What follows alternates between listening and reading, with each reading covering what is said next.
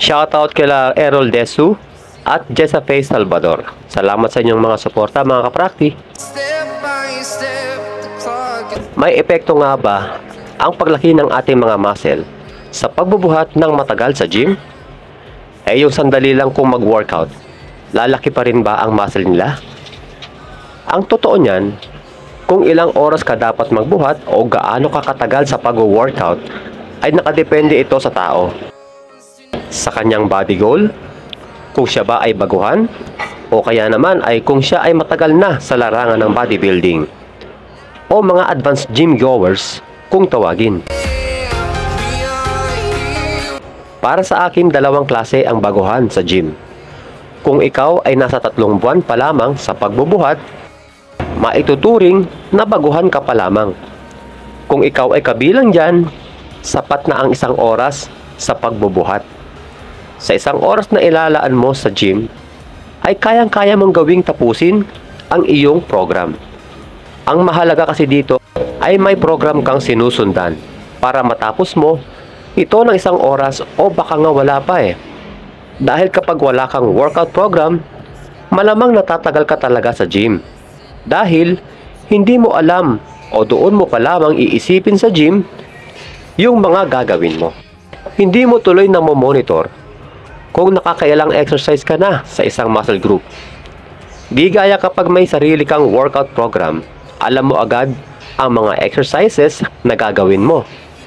Ang 1 oras na pagbubuhat para sa mga ganitong baguhan ay sapat na upang hindi kayo ma-overtrain. Dahil kapag nasobrahan kayo sa pagbubuhat, mas lalong pinababagal nito ang paglaki ng inyong muscle. O maaaring hindi pa nga ito lumaki.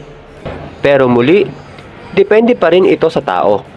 Halimbawa, merong isang taong lumaki sa bukid at talagang batak sa trabaho at naisipan niyang mag-workout sa gym.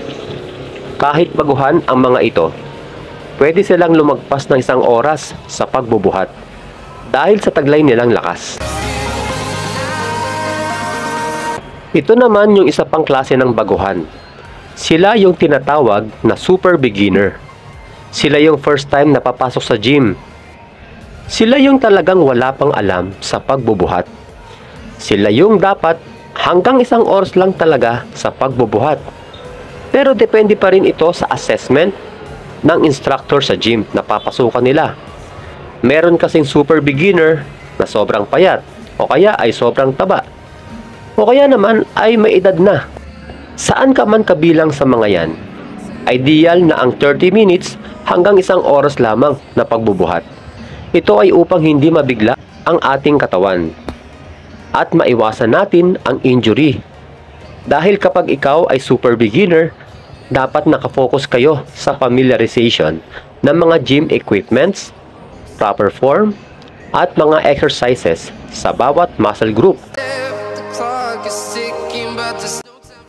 Kung ikaw naman ay matagal nang nagbubuhat, sabihin nating may 1 taon na o higit pa sa pag-workout, pwede ka nang lumagpas sa 1 oras. Dahil sa pagkakataong ito, malamang na meron ka ng muscle kahit papaano. At dahil dyan, nadagdagan na rin ang iyong lakas. At ang 1 oras na pagbubuhat ay maning-mani na lamang sa'yo. Kaya hindi makakasama na dagdagan mo pa ang oras mo sa gym sa pamamagitan ng pagdagdag din sa mga exercises na gagawin mo. Kahit umabot ka pa ng 2 oras, hanggat kaya mo pwede naman. Pero kung sakaling sinubukan mo ang 2 oras na pagbubuhat at naranasan mo ang sobrang pagkapagod o exhausted, ito ay kahayagan na na-overtrain ka. Kaya sa susunod, bawasan mo ang oras mo sa pagbubuhat. Tandaan nyo mga kaprakti, habang nadadagdagan ang oras nyo sa gym at maging ng mga exercises na ginagawa nyo, mas malaki rin ang muscle damage kaysa sa dati mong ginagawa. Kaya, kapag ganyan, marapat lang na tumbasan mo rin ito ng matinding muscle recovery sa pamamagitan ng pagkain ng sapat na protein, carbohydrates at fats.